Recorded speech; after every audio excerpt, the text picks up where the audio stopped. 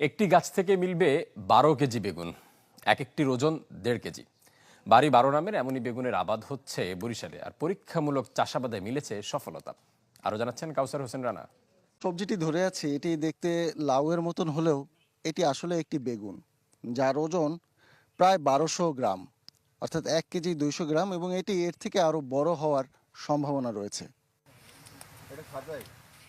বরিশালের কাশীপুরে চাষ হচ্ছে এই বেগুনের। বাড়ি ১২ জাতের এই বেগুন চাষ করেছেন কৃষক হারুন মাঝি।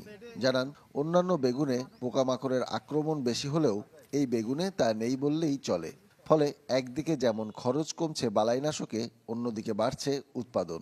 আমারে মনে করেন ১০০ চারা দিছিল, যদি আমি লাগাই খুব লাভবান হই। ৫০০ টাকা লাগাইছিলাম, এতে আমি প্রচুর টাকা লাভবান হয়েছি। আমরা করছি, আমরা বুঝি এতে দ্বিগুণ ফলন। এতে এই বেগুনে ওজন বেশি, ও বেগুনে ওজন নাই, হালকা ওই বেগুন। কালোটার সাথে সাদা বেগুনটার বাজারজাত ভালো, মানও ভালো, দামও ভালো। সাধারণ বেগুন চাষে গাছ প্রতি ফলন পাওয়া যায় বড়জোর ৪-৫ কেজি। সেখানে বাড়ি ১২ আবাদে ফলন মেলে ৮ কেজিরও বেশি। পরীক্ষামূলক চাষাবাদ সফল হলে এসব জাত সারা দেশে ছড়িয়ে দেওয়ার কথা জানালো কৃষি সম্প্রসারণ অধিদপ্তর। এই বেগুন চাষে কৃষকের কোনো সমস্যা আমি দেখছি না।